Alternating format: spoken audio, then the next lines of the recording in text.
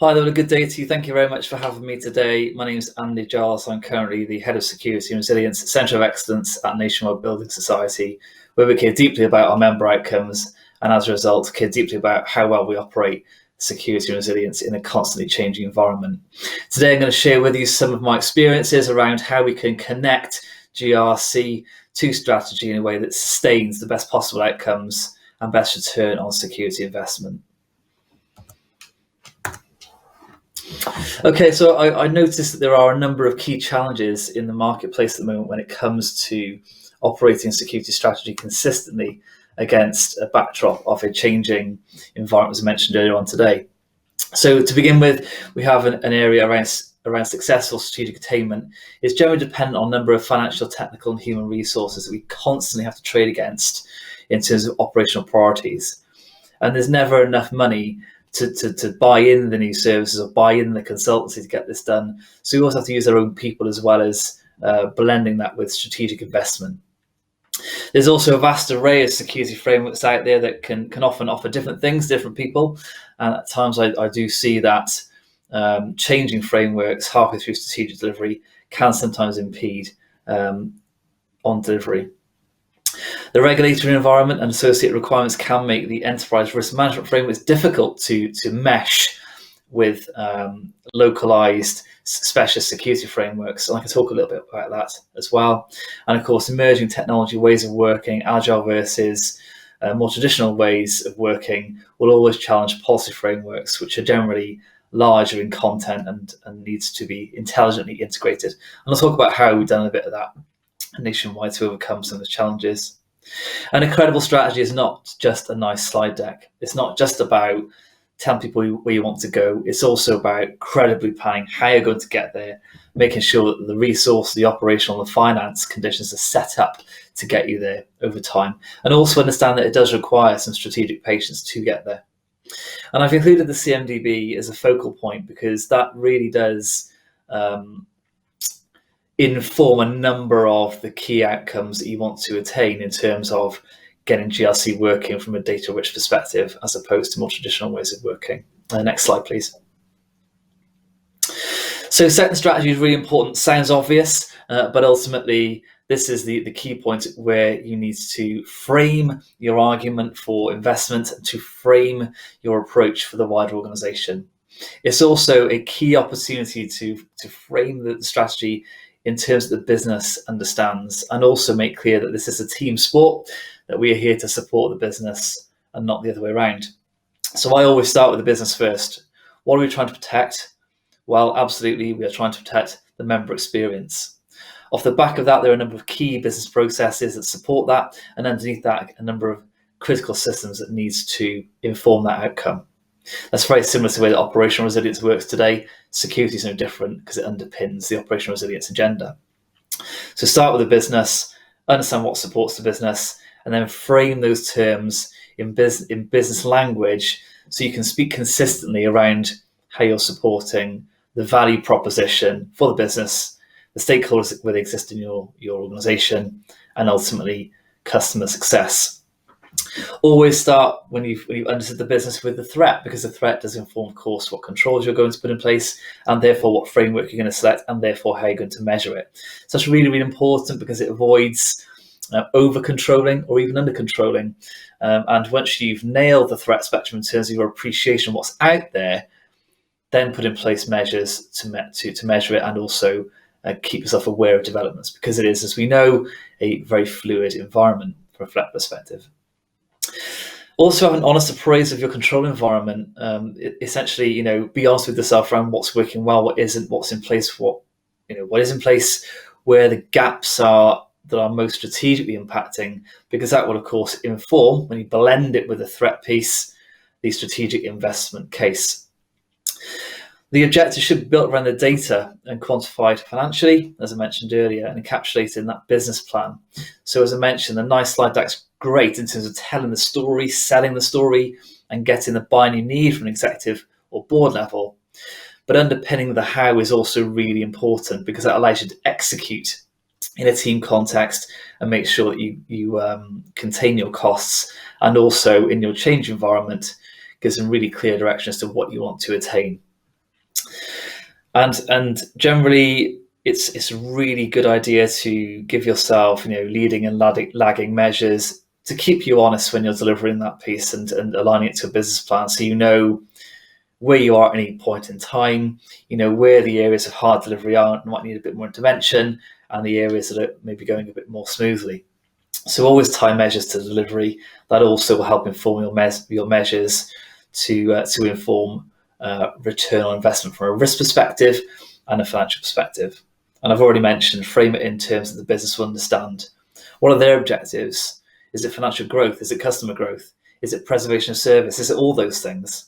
Either way, if you talk in business terms, it will help them to connect with you on a much more equal basis when you're discussing what you need from them in terms of control support. Next slide, please.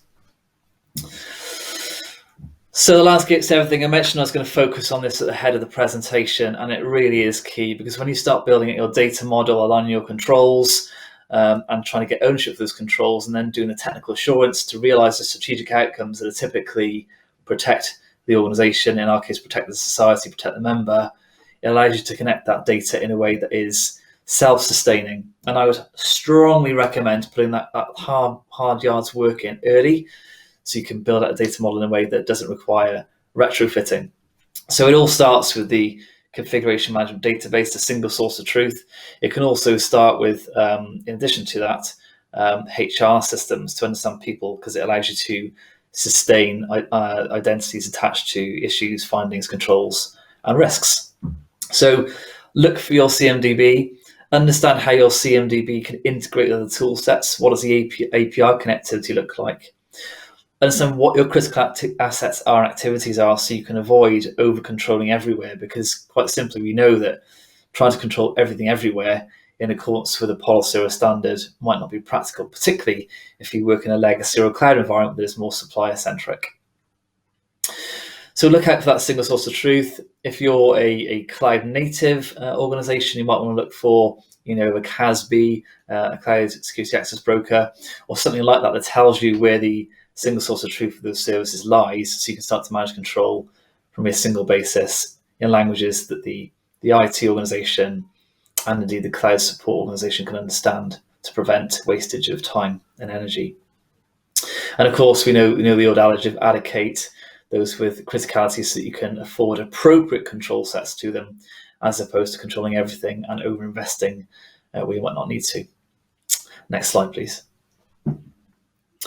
So the importance of the framework, is absolutely critical. And in my experience, I do see that dynamic selection alternative frameworks is quite common, where you might select framework X, move down the process of delivery. You might run into some issues around complexity.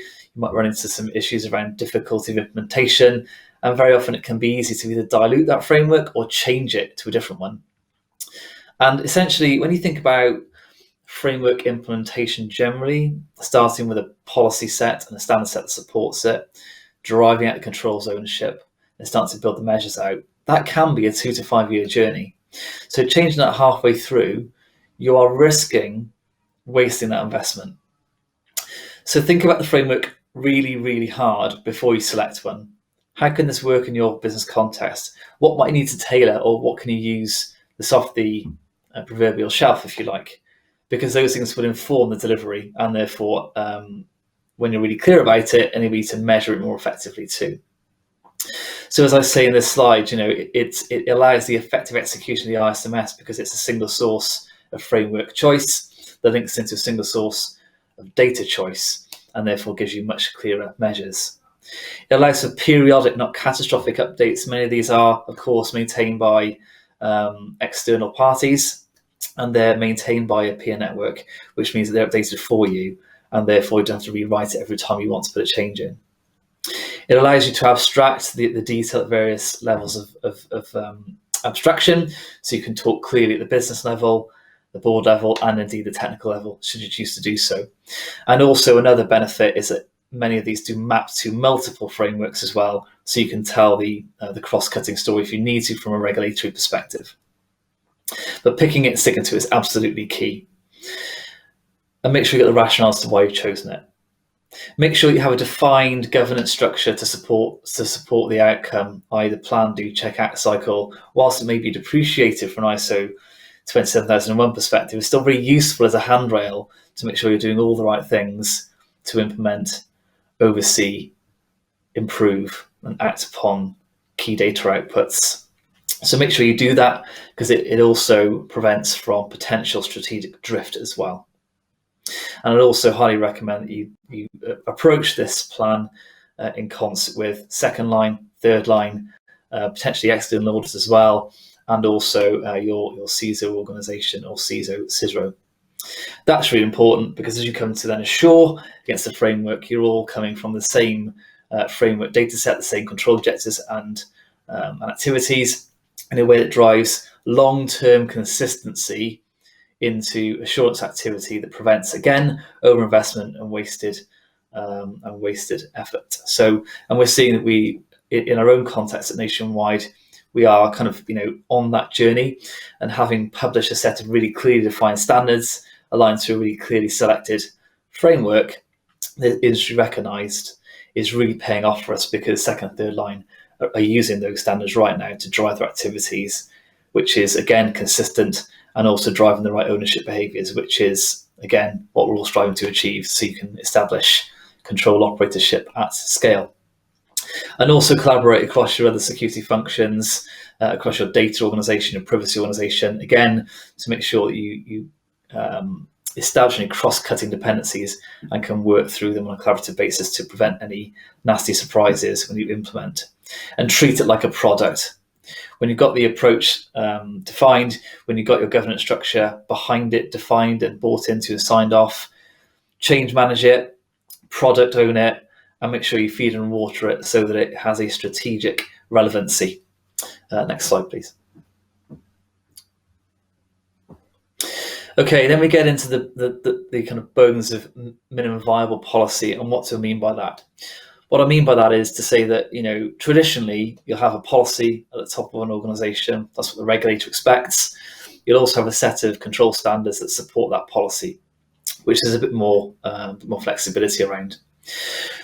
Paper policies are useful. Paper standards are useful to drive assurance activities against for audit purposes, but they kind of lose their utility a little bit once you get into ways of working. And I call it agile here, because when you're working in a small iterative change environment that's product orientated, that flows in a way that is not waterfall, what that means is that pulling in those requirements from the standards every single time for every single small change can really overburden in a disproportionate way those feature teams. And what will eventually happen is, of course, they will look at your paper policies and standards and they'll say, we actually can't do this because our ways of working does not support pulling in, N100 requirements every single time for a small feature change. So it does require a much more creative approach, and I do think that the security profession is now waking up to this.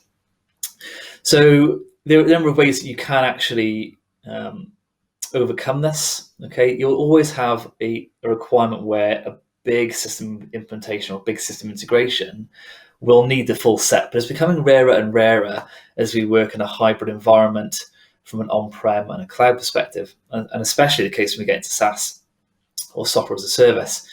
So there are a number of ways that, in my experience, you can overcome this. One of them is with a baseline control set, which means you are buying only the controls that are absolutely critical and mandatory to keep that change safe.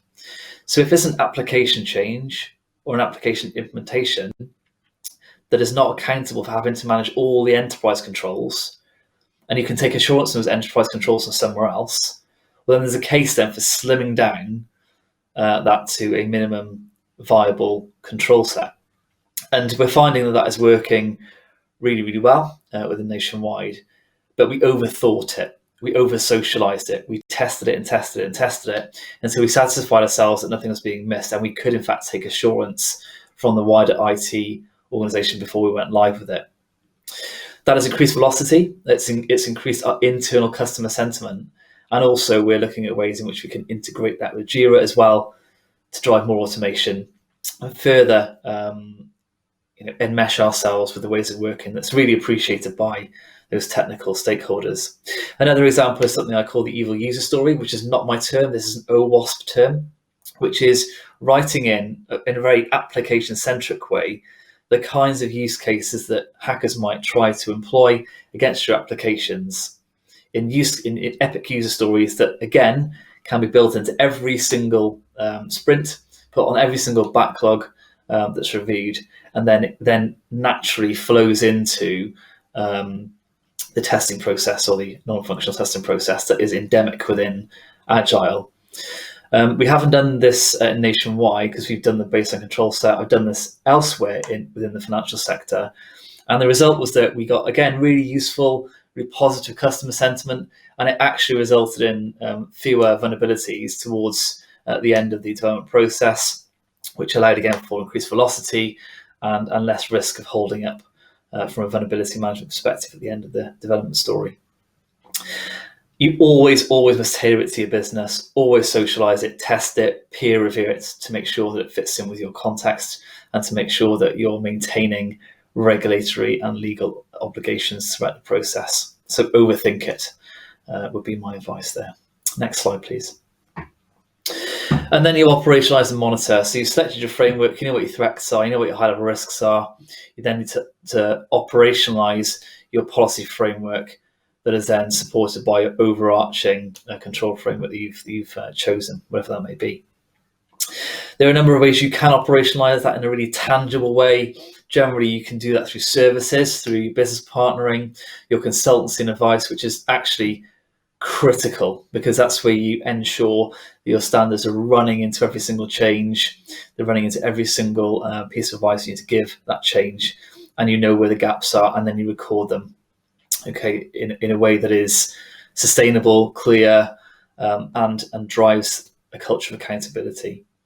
Third-party due diligence as well with regards to onboarding services, continuous monitoring services, close working with procurement. Again, you can deliver some real value, some lasting value into the organisation once you've drafted your standards and policies, simply by integrating them with those services, similar with architecture, to make sure that all your patterns or emerging enterprise architecture thinking accounts for your standards, and you can draw that straight line between policy through standard right down to the asset or system.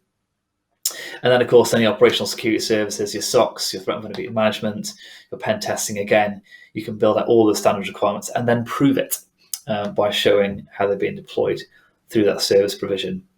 And always maintain a healthy relationship and conversation with second, third line.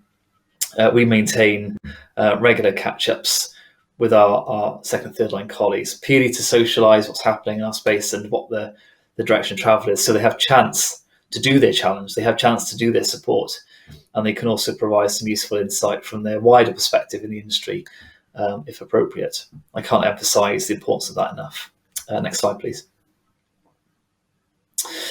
And it's all about the data, a bit of a tired cliche perhaps, but absolutely, in my experience, still holds true. I spoke about thinking about the data model earlier in the conversation, where you've identified your threats, identified your assets, identified your people and owners, you've identified your risks. And very quickly, as you start to operationalize that through the services I mentioned, you're going to start to get exceptions. You're going to start to accumulate local level risks at the asset level. You're going to start to get issues come out. You're going to have to marry all that up against a set of assets, particularly as you start to pen test at scale across those assets, where you'll start to get lots of findings coming in that require remediation. You cannot do that in a spreadsheet, in my experience, and there are lots of tools out there that allow you the breadth to do that in a way that is semi-automated. And even if you've got a good business impact table, allows you to almost self-calculate in a quantitative way those risk outcomes as well, without having too much human intervention. Easier to say, really hard to do, but selecting the framework and embarking on the embedding journey to align with your strategic outcome of increased security, safe business processes, enhanced customer experience will be easier to attain. So thinking hard about how you're gonna model that data, the systems you rely on is really important. building a high-level data model so you can visualize what that looks like, so you can see what your dependencies are, is crucial. And being able to play that into delivery management is also really, really worth thinking about. Once you've got that and you can see with a single source of CMDB truth, a really clear defined risk register informed by a really sophisticated threat intelligence activity and set of processes, will give you that improved data quality. It will give you the system of record. It will give you that knowledge management so you can take churn and you can maintain the product without too much disruption. It enables the workflows. So by simply allocating somebody who's linked to Active Directory in a workflow, it will give them automated reminders that when it comes to being audited or reviewed by second line or even first line, you can show the work, you can show the thinking, you can demonstrate how you're driving ownership into the organization. And of course, you can ingest those data sources, as I mentioned earlier on. And then most importantly, really, is you can tell the bottom up, top down, left to right risk story, which means you can take all those asset risks, you can aggregate them to an enterprise level, and potentially you can even integrate them with other enterprise risk management tool sets across the entire risk domain portfolio. Next slide, please. And then measurement. I spoke about this earlier at the top of the conversation, which is trying to measure what you need to tell the CISO and give the CISO the metrics he needs to demonstrate that we're measuring risk down to and within appetite. But trying to measure everything within your framework is as good as measuring nothing, because you'll simply not get the fidelity you need or the insight you need. So always start with less and build out as the requirements come in, would be my advice there. And I'd also start with defining what your critical controls are. And again, the framework's critical here because it gives you that view. Define what they are. Then pick one measure for each from a key risk indicator perspective and a key control indicator perspective. Then start to measure it with really clear parameters that gives you a really time-based view of performance, that gives you a really clear indication of risk when the performance measures aren't being met through those parameters. And the way that we do this is to show that kind of enterprise risk view, the intermediate risk view, if you like, then the critical controls, then the key control indicators that give you key risk indication if they are outside of parameters, and then we track that over a 12-month period. That's then plugged into our ISMS and we manage it on a monthly basis. And we can now tell any stakeholder how we're doing, and also across that control spectrum, how our strategic investment priorities are helping to bring some of those control categories back into appetite, or improving fidelity, or keeping abreast with threat changes and so on, or potentially any control deficiencies we might have detected within the month. It also helps you to know when you're done, and I mentioned this earlier. So, when you're starting to get control indication through your key control indicators, you're then showing that your control improvements through your delivery within the strategic investment journey are showing the return on investment. They are showing the impact on risk, because you can calculate that. And then, as I mentioned, management of that metrics is really, really important. So create a metric for each one, map it to your framework, manage that index as a product, make sure you've got owners, make sure you've identified the sources, because one day you might want to automate the metrics production itself as well, so to get even more fidelity and efficiency across your information security risk management regime. Make sure you change manage it through your governance structure that I spoke about earlier, and review it regularly, because the metrics may change, the controls may change with the technical environment, and it might creep up. So I'd recommend that that's done on a quarterly basis at least, and you make sure that somebody is on the hook to do that, and then report back with any changes that might be required. It's only once you start to run the wording and the metrics, you might identify they may not be as fit for purpose as you originally thought. And, underlining the point here, embed that with your governance framework, formally manage it, be really rigorous about it, because it allows you to defend the position when you're audited. It allows you to be really clear about what you're missing and what you're not.